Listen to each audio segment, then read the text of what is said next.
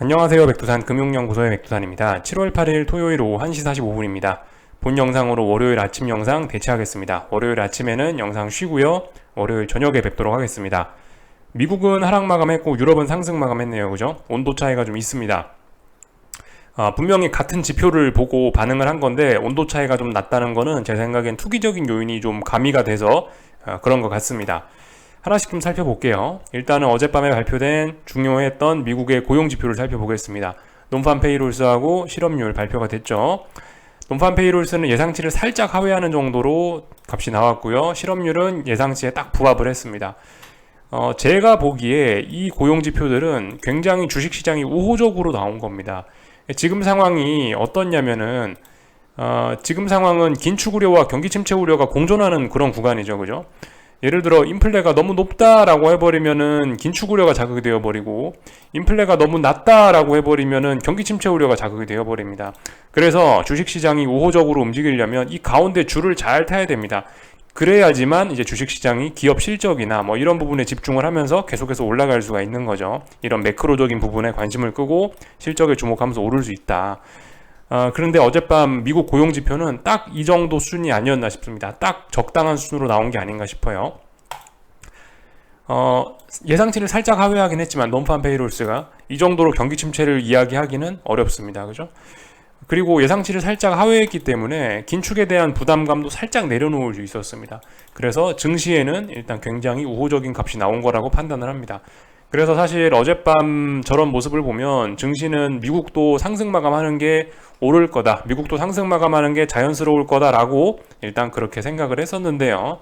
예상 외로 미국은 장 막판에 흘러내리면서 결과적으로 하락 마감을 하긴 했죠. 낙폭이 작았다 하더라도요. 제 생각엔 결과적으로 이런 것들이 그 투기적인 요인 때문에 그런 것 같아요. 지표는 증시 우호적으로 나왔지만 미국과 유럽의 온도 차이가 달랐던 거는 이 미국과 유럽이 결과적으로 지금 서로 온도 차이가 좀 굉장히 심하거든요. 그래서 그런 것 같습니다.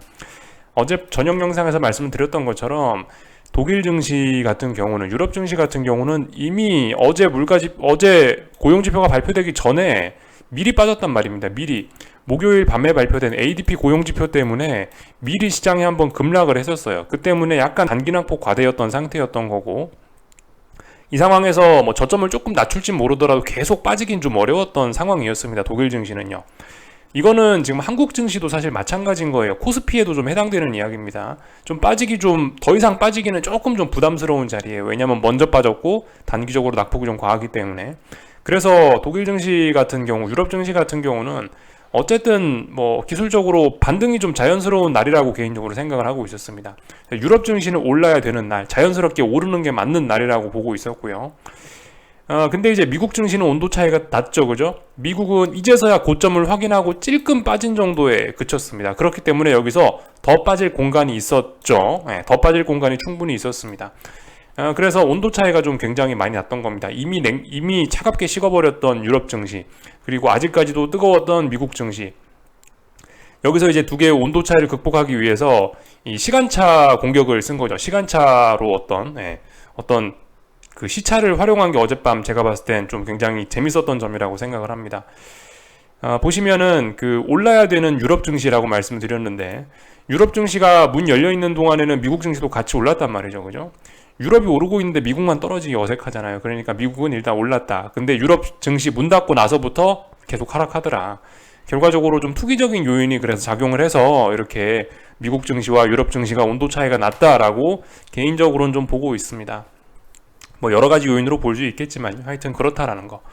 그래서 하여튼 미국 증시는 어떤 이미 뜨거웠기 때문에 뭐 더 빠질 공간이 있었기 때문에 좀 빠졌다라고 생각이 되고요. 아무튼 뭐 미국 증시는 이렇게 마감을 함으로 인해서 쉽게 말해서 그 상승하기 너무 좋은 호재를 가지고도 하락 마감을 한 꼴이 됐습니다. 그래서 분위기가 굉장히 안 좋아졌다라고 볼 수가 있을 거예요. 상승하기 너무 좋은 재료를 갖고도 하락 마감을 했다. 올라야 될 자리에서 하락 마감을 했다. 뭐 이런 식으로도 좀 볼 수가 있을 겁니다. 그래서 어젯밤 미국 증시는 올랐다가 빠졌기 때문에 더군다나 이거는 뭡니까? 저항을 누적한 꼴이 됐죠. 그리고 명백하게 이 지수들이 하락 마감을 했기 때문에, 낙폭은 작더라도 하락 마감을 했기 때문에 이런 것들은 분명히 어떤 하락 전환의 신호로서 좀 의미가 있다라고 좀 생각이 됩니다. 어떤 하락 전환의 가능성을 이야기하는 그런 신호로서 해석할 여지가 충분히 있다라고 보여집니다. 그래서 좀 기술적인 이야기들 좀 해보자면요. S&P인데요. 보시다시피 이번 주에 내내 결과적으로 저항을 확인한 꼴이 됐습니다. 선물 4,500, S&P 기준으로 4,500짜리에서 일주일 동안 저항을 누적했고요. 어젯밤에는 말씀드렸다시피 고용지표를 재료로 해서 올랐다 빠졌기 때문에 이 저항을 그 전일의 하락을 더욱더 굳건히 하는 그런 의미가 있습니다. 전일의 하락을 재확인했다. 저항을 다시 한번 더욱더 강력하게 누적시켰다라고 볼 수가 있겠습니다. 물론 그럼에도 불구하고 말씀드렸다시피 이게 쌍고점 완성이고 이런 건 아닙니다. 다만 어젯밤에도 어떤 저항을 재확인했기 때문에 쌍고점을 완성할 수 있는 그런 가능성이 높아진 거고, 어떤 하방 베팅을 이야기할 수 있는 그런 근거의 신뢰도가 조금 높아진 것일 뿐이지 이게 하락 전환을 의미하는 건 아직 아닙니다. 그죠? 아직까지도 미국 증시는 이렇게 했지만 강합니다. 다만 강하긴 강한데 이 올라야 될 자리에서 못 오르고 올랐다 빠지는 등 이 지금 모양이 상당히 좀 안 좋아진 겁니다. 어떤 힘의 변화를 좀 느껴야 돼요, 여기서요. 그리고 나스닥도 그렇습니다. 나스닥도 지금 비슷한 그림이에요. 결과적으로 이번 주 내내 이 직전 고점 여기 있는 저항 테스트를 한 셈이 됐고요. 이번 주 내내 결과적으로 이 15,350 정도에 대한 저항 테스트를 한 셈이에요. 그리고 어젯밤에 올랐다가 빠졌기 때문에 전일의 하락을 역시나 재확인하고 강화하는 그런 의미가 있고요. 그래서 낙폭은 적지만 어젯밤은 기술적으로는 어떤 하락을 재확인했다 이런 게 의미가 있기 때문에 전일의 하락을 재확인하고 어떤 이런 그 매도세를 재확인하고 매도세를 강화하는 그런 의미가 있기 때문에 기술적으로는 조금 좀 의미가 있는 날이라고 생각을 합니다. 호재가 나왔음에도 불구하고 못 올랐다는 것이 좀 의미가 크다라고 생각을 해요. 그리고 보시면 15,200이란 지지선도 어젯밤에 살짝이지만 붕괴를 시켰습니다. 어쨌든 몸통으로 붕괴를 시킨 거고 종가상으로 붕괴시킨 거는 정말 오래간만이죠. 그죠? 그렇기 때문에 이번 주 내내 미국 증시는 저항을 확인했다. 어떤 저항을 굳혀간다. 이렇게 볼 수가 있겠습니다. 말씀드렸다시피 근데 이게 쌍고점의 완성 가능성이 높아지는 거지 쌍고점이 아직 완성되고 그런 건 아니죠. 그죠? 아직까지도 미국 증시는 강하고요. 다만 이번 주에 힘이 좀 빠진 겁니다. 그래서 이번 주에 저항을 확인했고 아직까지 중요한 지지선을 붕괴시키진 않았고요. 중요한 지지선 부근까지 내려오지도 않았습니다. 다만 어쨌든 하방 베팅의 자그마한 근거들입니다. 이런 것들은요. 그래서 만약에 내가 조금 더 위험을 감수하고 나는 조금 더 욕심을 좀 많이 부리겠다 하시는 분들은 저런 이번 주에 나왔던 저런 상황들을 보고 가만히 계셨었선 안 되겠죠. 그죠? 네, 가만히 계셨더라면 안 됐었겠죠. 욕심이 있으신 분들은요. 그러나 지금 어떤 하방 베팅을 하고 욕심을 부리는 거는 사실 굉장히 위험한 행위이고 정석적인 투자와는 분명히 거리가 멉니다. 그런 점들은 분명히 알아놓으셔야 되겠고요. 하여튼 아직도 시장은 강하긴 강한데 이번 주에 유달리 힘이 빠지는 걸 확인했다라는 거를 좀 이야기를 할 수가 있겠습니다. 그리고 이 어젯밤 지표에 대한 반응을 조금 좀 더 이야기를 좀 해볼까 하는데요. 어젯밤 그 고용지표가 발표됐죠. 사실 근데 고용지표가 괜찮게 나왔잖아요. 긴축 우려를 자극하지 않을 정도로 괜찮게 나왔음에도 불구하고 재밌는 게 이 10년물 국채금리는 올라갔고 그리고 이 페드와치에서 보이는 25bp 인상 확률도 조금 더 올라갔다라는 겁니다. 물론 그 전반적인 어떤 이런 확률들을 보면은 그 25bp를 한 번 더 올려야 된다. 최종 금리가 5.75가 된다라는 그런 확률은 조금 좀 줄어들긴 했는데요. 하여튼 재미있는 건 25bp 인상 확률이 조금 더 굳어지고 있다. 이런 점들이 좀 재미있는 점입니다. 어젯밤 고용지표가 그렇게 나왔음에도 불구하고 증시는 하락 마감을 하고 또 그리고 긴축 확률이 오히려 조금 더 올라갔다라는 거는 상당히 좀 재미있는 부분이긴 해요. 그러니까 이 증시 그죠. 하여튼 증시도 그렇고 채권 시장도 그렇고 지금 고용 지표에 대한 어떤 논리적인 반응까지는 좀 아닌 것 같다라는 생각이 개인적으로 듭니다. 그냥 어떤 추세에 따라서 어떤 투기적인 요인에 따라서 강하게 움직이고 있다라는 생각이 좀 들긴 듭니다. 그래서 이 금리라든가 이런 것들을 좀 살펴보자면요. 금리는 어젯밤에 또 다시 올랐습니다. 그죠? 그 고용지표에도 불구하고 10년물 국채 금리가 더 올랐어요. 그래서 지금 보시면 이 직전 고점 여기 이 자리를 저항을 테스트하고 있고요. 아직 넘어간 거는 아닙니다. 넘어간 건 아닌데 테스트를 하고 있어요. 그래서 금리가 굉장히 강한 모습이다. 하여튼 그래서 이번 주에 우리가 좀 확인을 복습을 해야 되는 그런 부분은 이 지난주 이날부터 해서 금리의 변동성이 터졌거든요. 이때부터 해서 증시가 흔들리기 시작한 겁니다. 채권 시장의 변동성이 확대가 되면 웬만하면 증시도 같이 흔들리게 돼 있어요. 그죠? 그런 모습을 좀 확인을 했고, 어젯밤에도 그 고용지표에도 불구하고 결과적으로 금리가 좀 크게 움직였기 때문에 증시가 좀 약했다라고도 해석할 수 있는 그런 여지가 있습니다. 그래서 금리의 상승세가 계속되고 있는데 일단 중요한 저항에 걸쳐 있어서 다음 주에 어떤 움직임을 보일지는 좀 확인을 좀 더 해봐야 될 거고요. 2년물 금리는 반면에 또 떨어졌습니다. 이 왜 그런지 뭐 저도 잘은 모르겠는데요. 하여튼 2년물 금리는 이 무거운 이 전고점 자리를 앞두고 지금 보시다시피 일단 아직까지는 조정입니다. 그죠?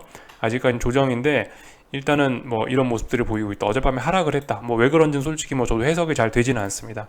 하여튼 근데 이런 모습들이 나왔다. 여기서 이제 우리가 생각을 해봐야 되는 거는 단기 금리는 떨어지고 장기 금리가 올랐네? 그럼 장단기 금리 역전이 해소가 되고 있네라는 거를 생각을 해보셔야 되겠습니다. 이번 주에 뭐 살짝 좀 말씀을 좀 드리긴 했는데요. 장단기 금리 차가 그래서 10년물, 3개월물 같은 경우는 이런 식으로 삼각 수렴형 그리고 있다가 여기서 이 중요한 저항 돌파한 차 하면서 레벨업이 돼서 일단 상승 추세로 전환이 됐고요. 10년물하고 3개월물 금리가요.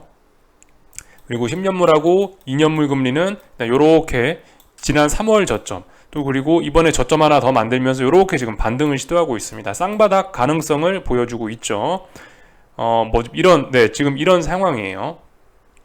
이런 상황이라 지금 장단기 금리가 다시 정상화되려는 그런 조짐을 좀 보이고 있는 게 이번 주에 또 독특한 특징이라고 할 수 있겠습니다.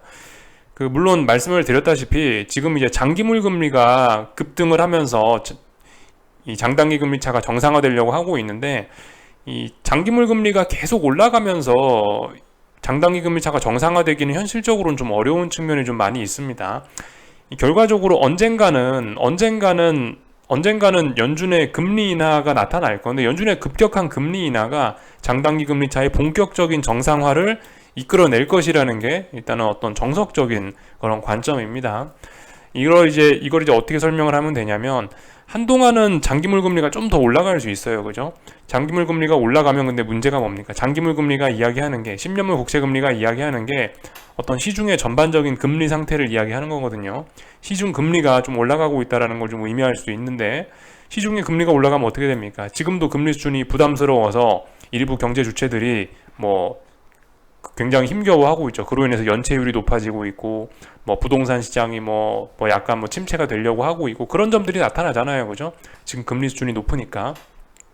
근데 여기서 계속해서 이렇게 장기물 금리, 즉 시중 금리가 높아지기 시작하면은 그 경제 주체들이 픽픽픽 쓰러질 수 있겠죠. 그렇게 되면 어떤 연쇄적인 그런 위기가 좀 생겨날 수 있겠고 결과적으로 어떤 위기가 난다면은 연준이 어느 순간 금리 인하를 급격하게 시행하면서 이렇게 장단기 금리 차가 급격하게 장단기 금리 차가 정상으로 회복하는 게 역사적인 흐름이고 일반적인 흐름이긴 했습니다. 그래서 저도 이런 시나리오를 지금 가지고 일단 보고 있는 거고요. 검증을 해봐야 되겠죠. 그죠? 하여튼 지금은 장기물 금리가 생각보다 좀 많이 올라가면서 시장이 흔들리고 증시가 조금씩 흔들리고 장단기 금리 차가 슬슬 머리를 들고 있고 이 와중에 일부 경제 주체들이 힘겨워하는 그런 상황에 와 있는 것 같습니다. 하여튼 하여튼 이제 어떤 좋은 시기는 지금 조금씩 가고 있다라고 볼 수도 있어요. 그죠? 결과적으로 올해 땡 하자마자부터 2023년 들어오자마자부터 사실 은행들이 망하고 이러면서 어쨌든 유동성이 확 공급이 됐습니다. 더군다나 여기다 더해서 미국 정부의 부채 한도 협상 문제로 더해져서 더군다나 시중에 유동성이 더욱더 많이 공급이 좀 된 측면이 있어요. 이런 점들 저런 점들로 인해서 주식시장도 굉장히 뜨겁게 달아올랐고 그랬었죠. 이런 점들로 인해서 물론 전반적으로 금리 부담이 높고 그랬었지만은 그럼에도 불구하고 어떤 전반적인 위험 선호 그래도 좀 투자를 해봐야지 세상이 좀 좋아지나 보다 하는 이런 좋은 분위기가 지금까지 좀 이어왔던 건데요. 6월 말 7월까지 이렇게 이어진 건데 아무튼 지금 증시가 조금씩 좀 힘이 빠지고 있다는 사실에 좀 주목을 하긴 해야 될 것 같아요. 증시 분위기가 사실 주식시장의 분위기만 대변하는 건 아니죠, 그죠? 어떤 전반적인 그 투자자들의 전반적인 어떤 시장 참가자들의 어떤 그 경제 전반적인 그런 분위기를 대변하는 그런 측면도 어느 정도 있는데, 지금까지는 어쨌든 분위기가 좋았기 때문에 모든 것이 좋다라고 생각하면서 은행 위기도 상업 부동산 문제도 중국의 중국의 금리 인하 문제 이런 것들도 조용히 넘어갈 수 있었다면은, 만약에 이제 증시가 조금씩 꺾이면서 이런 위험 자산 선호 잘 될 거야라는 이런 분위기가 조금씩 식어가기 시작한다라면은, 지금까지 그냥 덮고 넘어갈 수 있었던 그런 문제들도 올해 하반기에는 좀 크게 터져나올 수 있는 그런 가능성도 충분히 우리가 생각을 해볼 수 있다라고 봐요. 하여튼 그래서 증시가 좀 중요한 겁니다, 그죠? 이 뭐든지 말씀드렸다시피 이게 그 경제고 뭐고 간에 전부 다 사람이 하는 거예요. 근데 사람이 아시다시피 이게 굉장히 주관적이고 감성적인 동물이란 말입니다. 다 같이 어떤 분위기에 따라서 우르르르 움직이는 그런 경향이 있는데, 지금까지 상반기까지는 분위기가 굉장히 좋아서 다 같이 잘 될 거야 했지만, 지금 분위기가 또 묘하게도 바뀌어가고 있죠. 이런 상황에서 다 같이 비관적으로 분위기가 바뀐다면은 지금까지는 잘 버티던 친구들도 분위기가 안 좋아져서 좀 어려워질 수 있다, 이런 생각 정도는 해볼 수 있을 겁니다. 그래서 어젯밤 고용지표와 관련해서 장단기 금리차 이야기까지 조금 했고요. 재밌는 게 또 달러는 또 떨어지더라고요. 왜 그런지 저도 해석은 잘 못하겠습니다. 하여튼 근데 일단 달러는 떨어졌다. 물론 이 다중 바닥형 만드는 그런 과정일 수 있습니다. 근데 일단 중요한 건 요렇게 올라가다 이런 추세선은 일단은 좀 힘을 좀 잃어가는 것 같아요. 그래서 이런 급락을 보면서 일단 달러가 당장 올라가기는 좀 힘들어 보인다라는 생각이 좀 들기도 합니다. 하여튼 근데 전반적으로 이런 큰 삼각 수렴형 혹은 어떤 박스권 이런 상황이라 갖고 아직 특별히 방향성 이런 건 이야기는 일단 잘 못하겠고요. 하여튼 달러는 왜 그런지 모르겠지만 일단 약하다. 이 정도 일단 말씀드리면 될 것 같습니다. 그래서 전반적인 내용들 좀 살펴본 것 같고, 주요 종목들 좀 몇 가지 좀 안 봤죠, 그죠? 애플.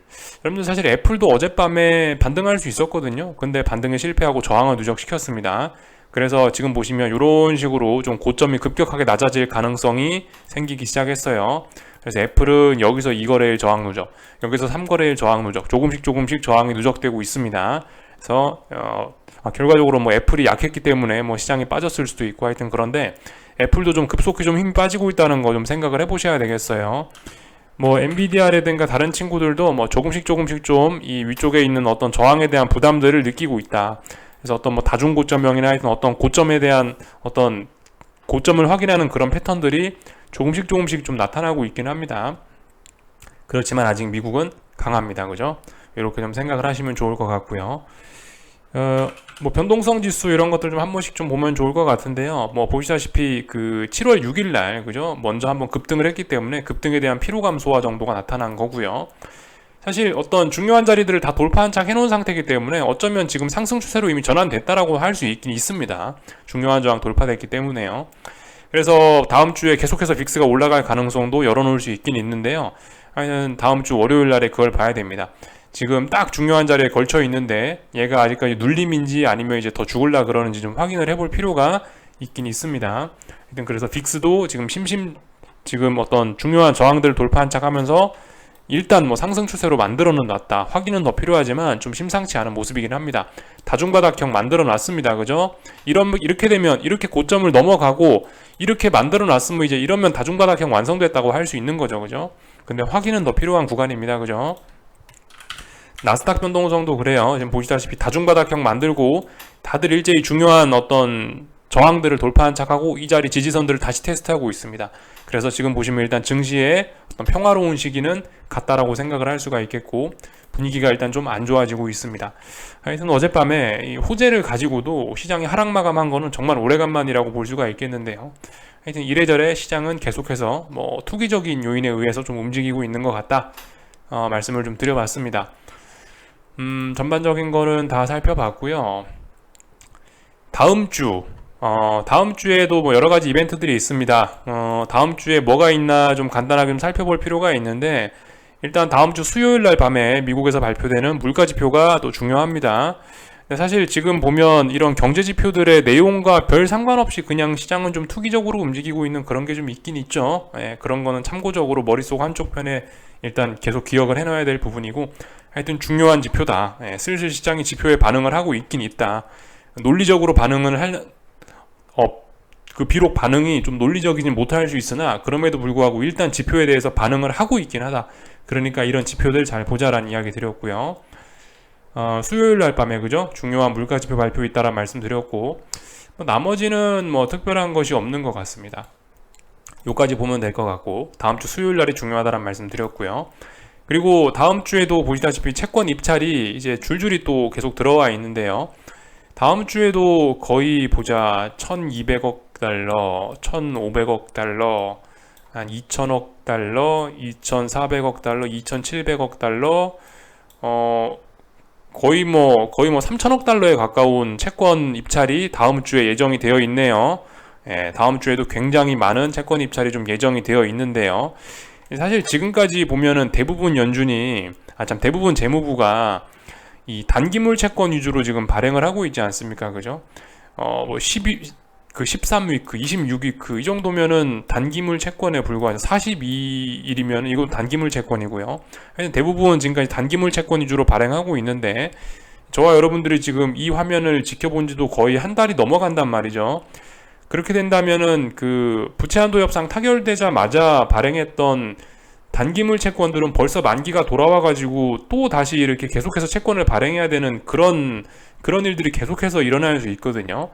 그래서 아마 계속해서 이렇게 가지는 않을 거고, 이제 슬슬 장기물 채권도 좀 발행을 하기 시작할 건데, 안 그래도 일단 장기물 채권이 그래서 이번에 보시면은 3년물 혹은 10년물, 30년물 이런 것들이 다음 주에는 좀 제법 많이 좀 발행이 좀 예정이 되어 있긴 합니다. 지난주까지만 해도 대부분 단기물 채권이 위주였고, 장기물은 해봐야 1000억 달러가 안 되게 500억 달러, 700억 달러 이 정도 발행을 하더니, 다음 주 같은 경우는 제법 좀 액수가 좀 큽니다. 그래도 거의 1000억 달러 정도 되는 것 같죠. 이런 부분에 좀 주목을 해야 될 것 같아요. 장기물 채권 발행이 좀 늘어나면, 장기물 채권 발행하는 거는 그 RRP에서 돈이 빠져나올 수가 없는 그런 구조가 있긴 있거든요. 그래서 장기물 채권을 본격적으로 이 재무부가 발행을 하기 시작하면, 이거는 좀 시장의 유동성을 본격적으로 빨아들이는 그런 조치가, 그런 효과를 낼 수도 있다라는 걸 좀 기억을 하셔야 되겠고요. 그리고 어제 보여드렸죠. 실제로 연준의 대차 대조표가 이제 올해 3월에 만들어놨던 저점을 붕괴시킨 거예요. 그래서 이제 본격적으로 다시 이제 좀 유동성이 좀 빨리고 있는 그런 시대가 왔습니다. 다시 이제 그런 시절로 왔어요. 그런 점들 때문에 지금 증시가 갑자기 힘이 빠지고 그런 것일 수 있습니다. 이런 점들은 언론에서 다루지 않는다라고 말씀을 드렸는데요. 하여튼 이런 점들 계속해서 잊지 않으셔야 되겠습니다. 지금 누가 뭐라고 해도 유동성이 아직까지도 이 주식시장으로 움직이는 주요 원인이기 때문에 유동성 이런 부분들 좀 잘 기억을 해야 되겠어요. 그래서 시장의 분위기가 그래서 달라지는 것이 아닌가, 좀 우린 그런 생각 해봐야 되겠습니다. 여기까지 말씀드리면 다 된 것 같고요. 다 봤죠, 그죠? 독일 증시는 어떻습니까? 독일 증시는 단기 낙폭 과대로 인한 반등, 그죠? 이렇게 양봉이 나왔죠. 이거 보시면서 독일 증시만 올랐구나 생각하시면 안 돼요. 이와 비슷한 게 지금 한국 증시라고 말씀드렸습니다. 월요일날 한국 증시는 어떨까요? 아마 다들 많은 분들의 생각은 그럴 거예요. 하방 포지션 잡으신 분들의 생각은, 야 봐라, 한국 증시는 금요일날 이미 맛이 갔다, 대폭락했다, 야 외국인들이 선물에 1조 2천억을 매도했다, 끝난 거다, 이 정도면 끝난 거야. 근데 어젯밤 미국이 하락을 했다, 야 그러면 끝났지, 그럼 월요일날 대폭락이다 라고 생각하시는 분들이 아마 굉장히 좀 많으실 것 같은데요. 근데 독일 증시 보셨죠? 아마 저는 독일 증시의 뒤를 따라갈 것이라고 개인적으로 좀 생각을 합니다. 먼저 빠졌던 적이 있기 때문에 모르겠어요. 그래서 일단 저점은 좀 낮아질 수도 있을 거라고 봅니다. 워낙 좀 이제 변동성이 커졌기 때문에 코스피도요. 저점은 좀 낮아질 수 있겠으나 결과적으로 독일 증시의 뒤를 따라가지 않을까라는 생각이 들고요. 그러니까 말씀드렸죠. 반등시 매도 전략이 맞는 것 같다. 지금 하방 추격하는 거는 최소한 오답일 가능성이 굉장히 높은 것일 수 있다라고 금요일 날에 이미 말씀을 드렸죠. 그래서 그런 의견 일단 말씀을 드리고요.